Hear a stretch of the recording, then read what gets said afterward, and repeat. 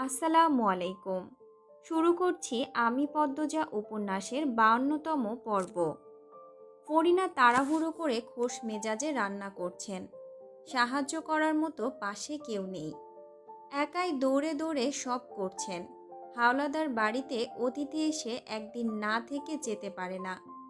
এতে নাকি গৃহস্থ বাড়ির অমঙ্গল হয়। তাই মজিদ লিখনকে থেকে যেতে জোর করেছেন। পদ্মজা নিজের ঘরে স্বামী সেবায় ব্যস্ত। আমিরের ঘাড়ের চামড়া ফুলে গেছে, হাড়ে বিষের মতো যন্ত্রণা। বিপুল ডাক্তার ওষুধপত্র দিয়েছেন। পদ্মজা অশ্রুসজল নয়নে আমিরের মুখের দিকে চেয়ে চুলে বিলি কেটে দিচ্ছে। অনেকক্ষণ স্বামীর যন্ত্রণা দেখেছে, সহ্য করতে হয়েছে। মাত্রই আমিরের চোখ বুজেছে। সে মনে মনে আল্লাহ তাআলার কাছে প্রার্থনা করছে দ্রুত যেন আমিরের ব্যথাটা সেরে যায়, নয়তো তাকে যেন দিয়ে দেয়। ঘাড়ের আহত অংশে পদ্মজা আলতো করে ছুঁয়ে দেয়। নীল হয়ে আছে। লতিফা নীরবে পদ্মজার পাশে এসে দাঁড়ালো। পদ্মজা কারো উপস্থিতি টের পেয়ে জলদি চোখের জল মুছল। তারপর লতিফাকে দেখে বলল, লুতু বুবু। লতিফা বলল, খাইবা না? খালাম্মা খাইতে ডাকতাছে। পদ্মজা গভীর কণ্ঠে বলল, আম্মা নিজের ছেলেকে কেন দেখতে আসেননি? খালাম্মাই লিখন ভাইজানের লাইগ্গা রানতেছিল। পদ্মজা ক্ষিপ্ত হয়। নিজের ছেলেকে না দেখে উনি কিভাবে অতিথির জন্য ভোজ আয়োজন করছেন আমি কিছুতেই বুঝতে পারছি না। লতিফা নতজানু হয়ে দাঁড়িয়ে রইল। পদ্মজা অনেকক্ষণ ক্ষিপ্ত নয়নে মেঝেতে চোখ নিবদ্ধ করে রাখল। এরপর আমিরকে এক ঝলক দেখে লতিফাকে বলল, তুমি যাও, আমি আসছি। লতিফা ২ পা এগোতেই পদ্মজা ডেকে উঠল, লুতু বুবু। লুতু দাঁড়ালো। পদ্মজা বলল, তুমি আমার উপর নজর রাখছিলে কেন? আর আমাকে না জিজ্ঞাসা করে থাপ্পড়ের কথাই বা কেন বলেছ ওনাকে? লতিফার কোনো প্রতিক্রিয়া নেই। সে নত হয়ে ঠায় দাঁড়িয়ে আছে। পদ্মজা আরও ২ বার প্রশ্ন করেও কোনো জবাব পেল না। তাই বলল, নিষেধাজ্ঞা আছে নাকি? এইবার লতিফা সূচক মাথা নাড়ল। সে কিছু একটা ভাবল। এরপর মুখ তুলে দেখল পদ্মজা তার দিকে তীক্ষ্ণ চোখে তাকিয়ে আছে। লতিফা অপ্রতিভ হয়ে ওঠে, বলে, আমি যাই, নইলে খালাম্মায় চ্যাতব। পদ্মজার উত্তরের আশায় থাকিনি লতিফা তড়িঘড়ি করে চলে যায়। পদ্মজা ভ্রুকুটি করে দরজার বাইরে তাকিয়ে থাকে। প্রতিটি প্রশ্ন যেন আলাদা আলাদা, অথচ তার মনে হয় সব প্রশ্নের এক উত্তর, এক যোগসূত্র। এখন সেসব ভাবার সময় না। আমিরের প্রতি যত্নশীল হওয়া উচিত। পদ্মজা আমিরের কপাল ছুঁয়ে তাপমাত্রা অনুমান করে। ভীষণ গরম। জ্বর উঠেছে নাকি? লিখন মৃদুলের আড্ডা জমে উঠেছে। দুজন জমিয়ে আড্ডা দিচ্ছে। লিখনের নায়িকা ৩ দিন আগে ঘাট থেকে পিছলে নদীতে পড়ে গেছে। সাঁতার জানে না, তাই প্রচুর পানি খেয়েছে। সেই সাথে পা মচকে গেছে, কোমরেও ব্যথা পেয়েছে। এই কথা শুনে মৃদুল হাসতে হাসতে চেয়ার থেকে পড়ে যাচ্ছিল। পূর্ণা দূর থেকে কটমট করে মৃদুলের দিকে তাকিয়ে আছে। কত অসভ্য এই লোক! মানুষের আঘাতের কথা শুনে হাসে। তার গা জ্বলে যাচ্ছে মৃদুলের হাহা করে হাসা দেখে। লিখন আরও জানালো, সে এবং তার দল গত ৩ দিন নায়িকা ছাড়া দৃশ্যগুলো শুটিং করেছে। বাকি যা দৃশ্য আছে সব কিছুতে নায়িকার উপস্থিতি থাকতেই হবে। তাই আপাতত শুটিং স্থগিত আছে। আশা করা যাচ্ছে ৩-৪ দিনের মধ্যে নায়িকা সুস্থ হয়ে যাবে। পূর্ণাকে দূরে বসে থাকতে দেখে লিখন ডাকল। পূর্ণা খুশিতে গদগদ হয়ে দৌড়ে আসে। ঘন্টা ২ আগে একটু কথা হয়েছিল, আর হয়নি। লিখন প্রশ্ন করল, ভেতরের অবস্থা কেমন? আমির হাওলাদার আগের চেয়ে কিছুটা ভালো অনুভব করছেন? হুঁ, ঘুমাচ্ছে দেখে এলাম। আপা আছে পাশে। তোমার আপা পাশে থাকলে আর কি লাগে? লিখনের কণ্ঠটা করুণ শোনায়।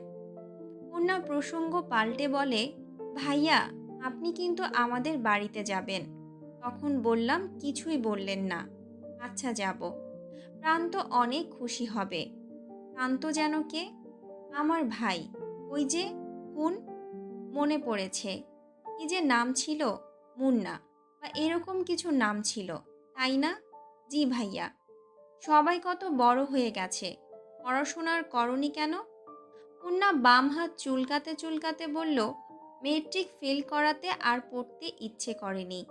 মৃদুল ভূত দেখার মতো চমকে উঠে বলল, তুমিও মেট্রিক ফেল? মুন্না আশ্চর্য হয়ে জানতে চাইল, কেন, আরও কেউ আছে এখানে? মৃদুল মুচকি হেসে চুল ঠিক করতে করতে চমৎকার করে বলল, আমিও মেট্রিক ফেল। মৃদুলের কথা শুনে লিখন সশব্দে হেসে উঠল। পূর্ণা সরু চোখে তাকিয়ে আছে মৃদুলের দিকে। মজা করলো নাকি সত্য বলল? লিখন ঠোঁটে হাসি ধরে রেখে বলল, মৃদুল মজা করছো নাকি সত্যি? মৃদুল গুরুতর ভঙ্গিতে বলল, আচ্ছা, মিথ্যা কইতে যামু কেন? এতে আমার লাভটা কি? মৃদুলের ভঙ্গি দেখে লিখন চারপাশ কাঁপিয়ে হাসল। সাথে তাল মিলালো পূর্ণা ও মৃদুল। লিখন আগের চেয়েও সুন্দর হয়েছে, দেখতে কত ভালো দেখাচ্ছে। কি অপূর্ব মুখ, বলিষ্ঠ শরীর। পূর্ণা কেন জানি আজও মনে হচ্ছে লিখনের পাশেই পদ্মজাকে মানায় বেশি। পরক্ষণে পূর্ণা নিজেকে শাসালো, চুপ থাক পূর্ণা, আমির ভাইয়ার মতো ভালো মানুষ দুটি নেই, আপার জন্য উনি সেরা। তবুও মন বোঝে না, হয়তো সৌন্দর্যের মিলটার জন্যই লিখন পদ্মজা দুটি নাম তার ভাবনায় একসাথে জোড়া লেগে যায়। অথচ বিবেক দিয়ে ভাবলে মনে হয় আমিরের জায়গা কেউ নিতে পারবে না, কেউ না, সে অনন্য। হাসি খুশি মুহূর্ত উবে যায় খলিলের কর্কশ কণ্ঠে। বেহায়া বেলাজা সেরি, পরপুরুষের সামনে কেমনে দাঁত মেলায়া হাসতাছে। ঘরে বাপ মা না থাকলে এমনই হয়। এই সেরি, ঘরে যাও। লিখন মৃদুলের সামনে এভাবে উটো কথা শুনে পূর্ণা বুক ফেটে কান্না আসে। সে এক পলকে লিখন মৃদুলকে দেখে আলোক ঘরের ভেতরে চলে যায়। লিখন মৃদুল হতবম্ব। খলিলের মাথায় হাতে ব্যান্ডেজ, নাকের নিচে চামড়া উঠে গেছে, মাংস দেখা যাচ্ছে, তবুও তেজ কমে না। তিনি পূর্ণাকে উদ্দেশ্য করে বলছেন, মাটা মইরা যাওয়ার পর থেকে এই সেরি দোষী হইয়া গেছে। এত বড় সেরি বুড়া হইতাছে, বড় বইনে বিয়া দেয় না, কোন দিন কোন কাম ঘটায় আল্লাহ জানে। তা লিখন, দুপুরের খাবার খাইছো? লিখনের ইচ্ছে হচ্ছে না এই কুৎসিত ভাবনার লোকটার জবাব দিতে। যেহেতু সে এই বাড়ির অতিথি, তাই মনের কথা শুনতে পারল না, বলল জি না। মৃদুল খলিলকে উপেক্ষা করে আলোক ঘরে ঢুকে পড়ে। পূর্ণা আলোক ঘরের পিছনের বারান্দায় এসে দাঁড়ায়। মৃদুল পিছনে এসে দাঁড়ালো, কোমল স্বরে বলল, খালুর কথায় কষ্ট পাইছো? পূর্ণা মৃদুলের দিকে না তাকিয়ে জবাব দিল, আপনি কারো কষ্টের কথা ভাবেন দেখে ভালো লাগলো। সবসময় তেরা কথা কেন কও? আমি যদি আগে জানতাম তোমারে কালি কইলে তোমার এত কষ্ট হয়, আমি কইতাম না। পূর্ণা তাকালো। পূর্ণার দৃষ্টি দেখে মৃদুলের মন কেমন করে উঠল। এই দৃষ্টির নাম বোধহয় মন কেমন করা দৃষ্টি। পূর্ণা নির্লিপ্ত ভঙ্গিতে বলল, মাপ চাইছেন? মৃদুলের জোড়া ভুরু কুঁচকে আসে। দুই পা পিছিয়ে যেয়ে বলে, জীবনেও না। পদ্মজা ক্ষুধার্ত বাঘিনীর মতো রান্নাঘরে ঢুকে ফরিনাকে বলল, আম্মা কি হয়েছে আপনার? ফরিনা প্রবল বিস্ময়ে জানতে চাইলেন, কেন, কি হইব আমার? ফরিনার ব্যবহারে পদ্মজা খুব অবাক। সে কিঞ্চিত হা হয়ে তাকিয়ে রইল। ফরিনা নিশ্চিন্ত মনে চুলা থেকে পাতিল নামালেন। তারপর বললেন, ও পদ্মজা, মগারে একটু কইবা লিখন মৃদুল্লে ডাইকা আনতে। লিখন সারারা কখন আইছে, এখনো খায় নাই। পদ্মজা আর ঘাটল না ফরিনাকে। সে বুঝে গেছে কোনো জবাব পাওয়া যাবে না। সদর ঘর পার হতেই সদর দরজায় মৃদুল এবং লিখনের দেখা পেল। পদ্মজা চট করে আঁচল দিয়ে মাথা ঢেকে নিল। তারপর বলল, আপনারা এখানে এসে বসুন, আম্মা আপনাদেরই খোঁজ করছিলেন। কথা শেষ হতেই পদ্মজা সদর ঘর ছেড়ে রান্নাঘরে চলে গেল। লিখন আবিষ্ট হয়ে সেদিকে তাকিয়ে থাকে। সেই পুরনো দিনের মতোই তার স্বপ্নের প্রেয়সী এক ছুটে পালিয়ে বেড়ায়। পার্থক্য শুধু এটাই, আগে লজ্জায় পালাতো, এখন অস্বস্তিতে। লিখন গোপনে দীর্ঘশ্বাস ছাড়ল। পদ্মজাকে এক ঝলক দেখার জন্য এই বাড়িতে সে পা দিয়েছে। যাকে ভালোবাসে তার স্বামীর বাড়িতে আসা কতটা কষ্টের তা শুধু তার মতো অভাগারাই জানে। মৃদুল লিখনের দৃষ্টি খেয়াল করে কিছু একটা আন্দাজ করে বলল, পদ্মজা ভাবিকে চেনেন? চিনব না কেন? লিখন থেমে গেল। সে নিজের অজান্তেই কি বলে দিচ্ছিল। হেসে বলল, এত সব জেনে কি হবে, আসো গিয়ে বসি। তারপর বলো, কখনো প্রেমে পড়েছ? না মনে হয়। উদাসীন হয়ে বলল মৃদুল। নিশ্চিত হয়ে বলো। মৃদুল ভাবল কোন নারীর প্রতি তার আকর্ষণ বেশি কাজ করেছে। উত্তর পেয়েও গেল।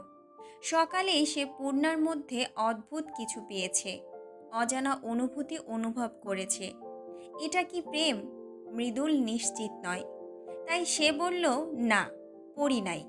আচ্ছা, সেসব বাদ। বিয়ে করছো কবে সেটা বলো। হুম, হুট করে একদিন। আমার ইচ্ছে আমি হুট করে একদিন বিয়ে করে আম্মাকে চমকে দেব। লিখন সশব্দে হাসল।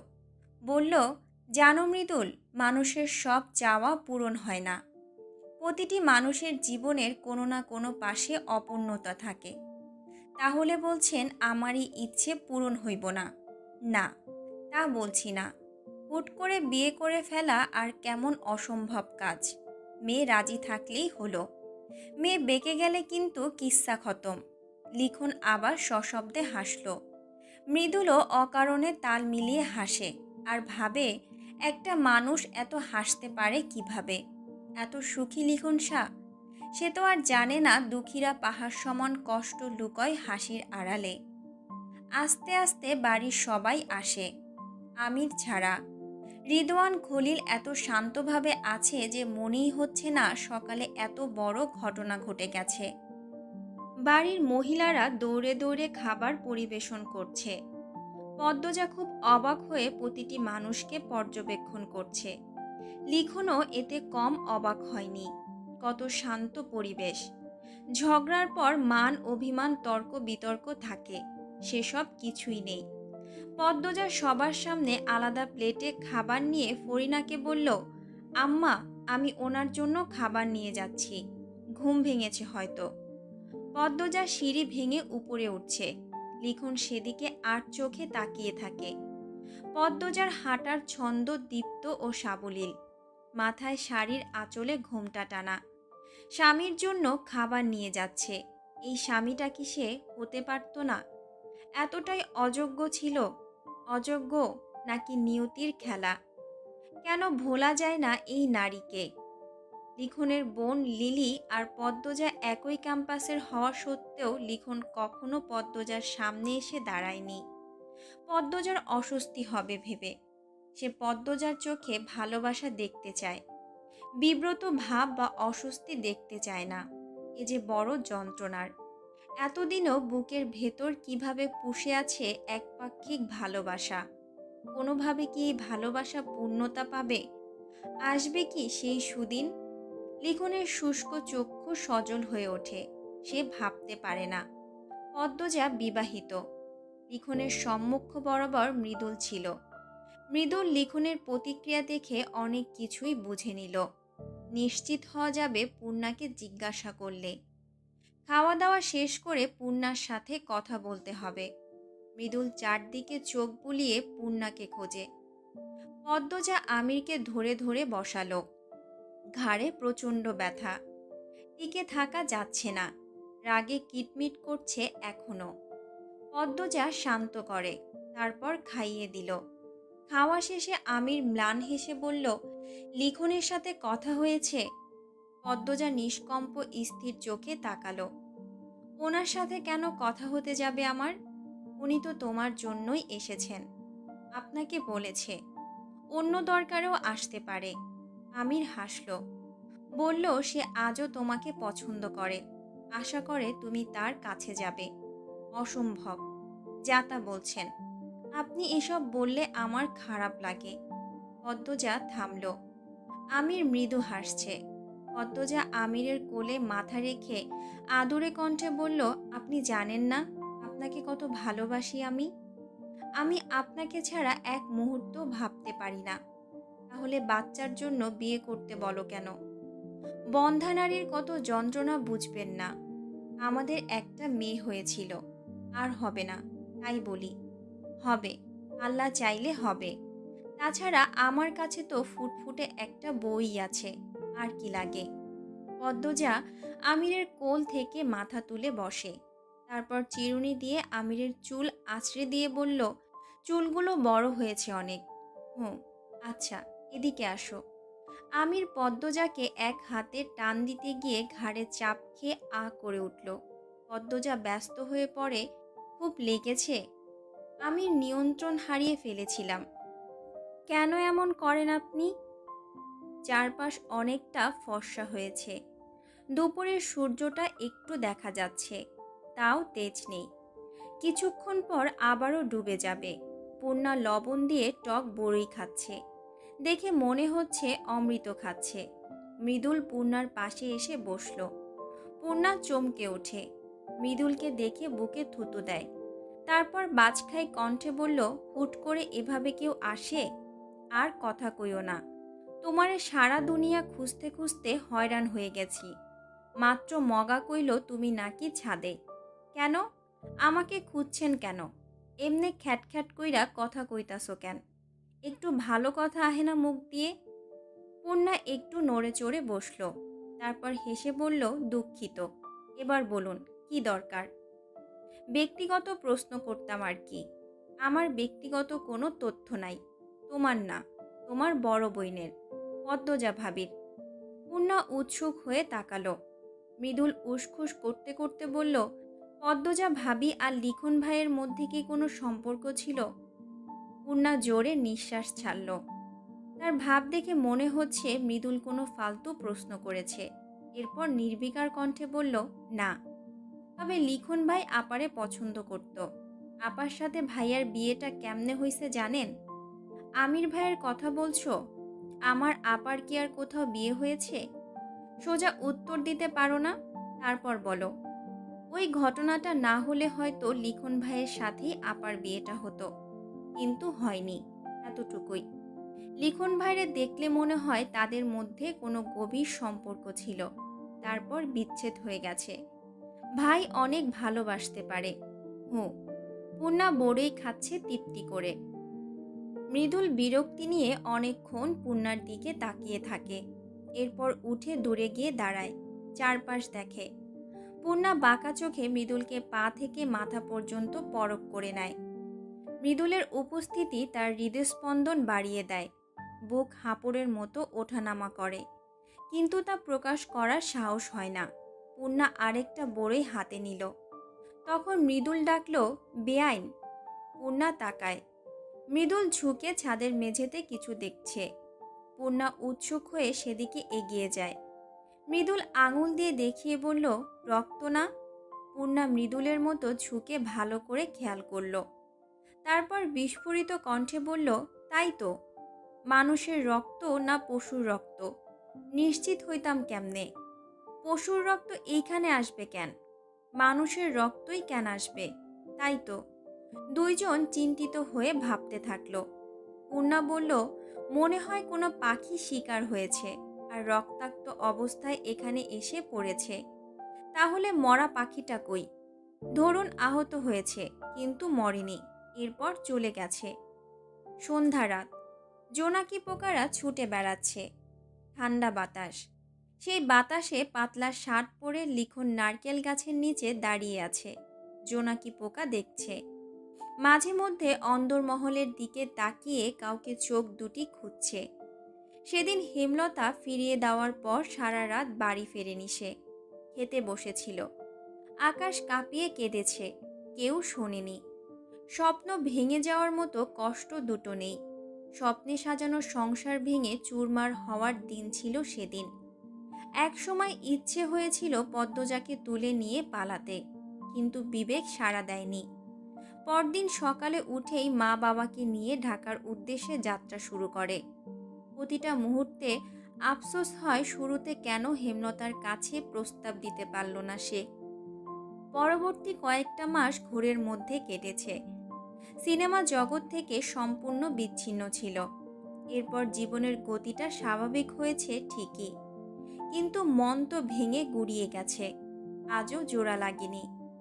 পদ্মজা কি কখনো জানবে ঢাকায় কতবার পদ্মজার পিছু নিয়েছে সে?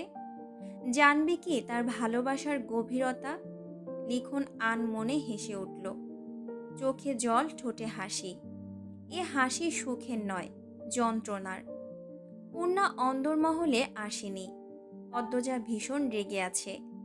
আলোক ঘরের বারান্দায় সারাক্ষণ কি করে এই মেয়ে? এর আগেও যখন পারিজাতার পেটে ছিল, পূর্ণা এই বাড়িতে অনেক দিন ছিল। তখনও মাঝরাত অবধি আলোক ঘরের বারান্দায় বসে থাকত।